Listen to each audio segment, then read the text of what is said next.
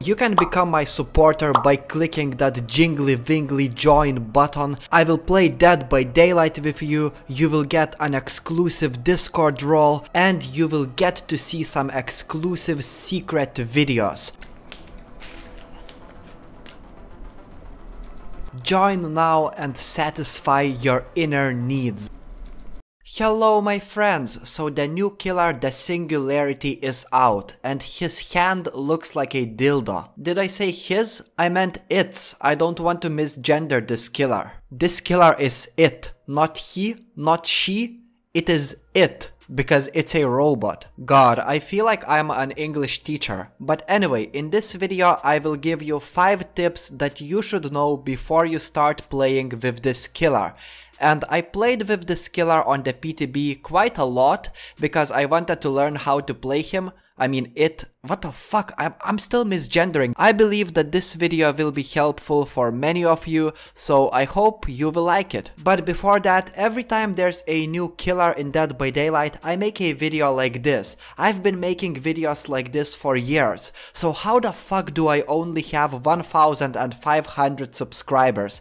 Just subscribe, okay? Please don't be a son of a bitch. Subscribe right now. I count to 5. 1, 2, 3, 4, 5. I hope you are not a stupid fat monkey and you have subscribed. Thank you very much. Anyway, let's start with the first tip. In the early game, prioritize placing biopods over chasing survivors. If not his biopods, this killer would be yet another M1 killer. To make this killer shine and to take advantage of this killer's power, you got to make sure that when you engage in chasing survivor, your biopods are already placed all around the map, so they can help you to win those chases. You don't really want to place those cameras in the middle of the chase. I'm not saying that's not a viable option, but the best way to make this killer strong in the early game is to treat this killer as any other trap killer. Think of the Trapper, the Hag, the Demogorgon with his portals. There is one perk that makes these killers very strong in the early game,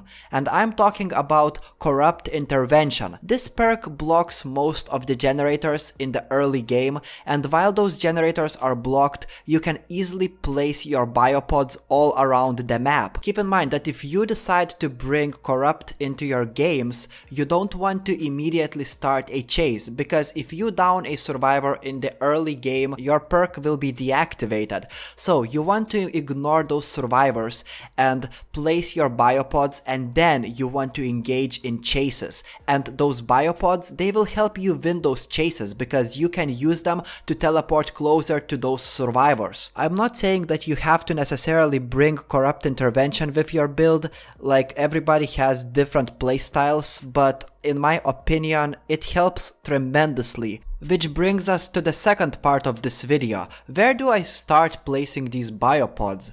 So place your biopods in the most common areas of the map. For example, if the map that you play on is RPD, then definitely place one biopod in the lobby, because it's guaranteed that survivors will run through this area and it gives you an opportunity to infect them without even thinking about it. Every map has this central main area, and usually it's the main building if the map is outdoors, and if it's an interior map, then think about the middle of the map, the lobby. For example, in the Midwich map, it's the outside territory. The hospital has a central zone, which is basically the middle of the map. Every map has that kind of an area where you definitely need to place at least one biopod. If you don't know Dead by Daylight maps well, or if you are basically a newcomer when it comes to this game, before you start playing with this killer, I totally recommend to load into a custom match and then study these maps, so you at least have a simple idea of where to place some of your biopods, so you don't place them in the middle of nowhere like an idiot. Another thing to know is that there are specific perks that will make you overpowered while in overclock mode. If you don't know what is the overclock mode, let me explain this to you. Basically, the first time you shoot through your biopod and hit a survivor, that survivor gets infected. If that survivor gets close to other survivors, then it infects other survivors.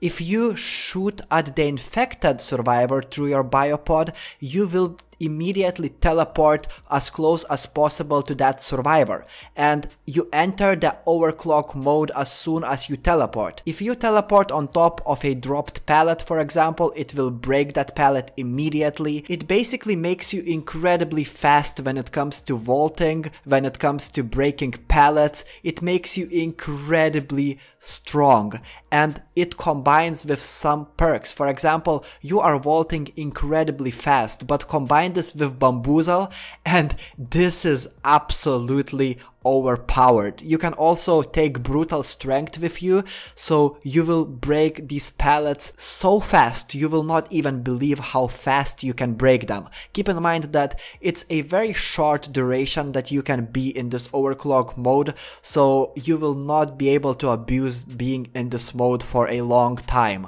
Another tip is, do not forget about your biopods. I know it's hard to believe this, but since the Singularity is a new killer and we are not used to playing this killer yet, it's easy to forget to check those cameras of your biopods at some of the most crucial moments. Keep in mind that you got to control these biopods if you want them to infect survivors. They will not shoot at survivors without you getting involved, so just don't forget it. And the final tip is, you can easily camp thanks to your biopods. After hooking a survivor, make sure to place your cameras around that hook, so even if you go to the other side of the map, as soon as that survivor gets saved, click Control Biopod and infect both survivors, the one who saved that hooked survivor and the one who was on the hook. After that, you can teleport and hit both of them. I'm surprised that it's possible to do this, but this is one instance when camping is actually fun, and timing it well feels extremely rewarding. So use this tip and abuse this tip, because you gotta abuse things in Dead by Daylight. You know, that's just the reality. I hope this video helped some of you. I really wanted to help you. If you enjoyed this video, don't forget to subscribe, because I will make even more videos for the future killers. We are getting 2 licensed killers this year, definitely, so I'm very excited for those 2, and I will make a video like this for both of them. So subscribe for more DBD content. I'll see you later. Ciao.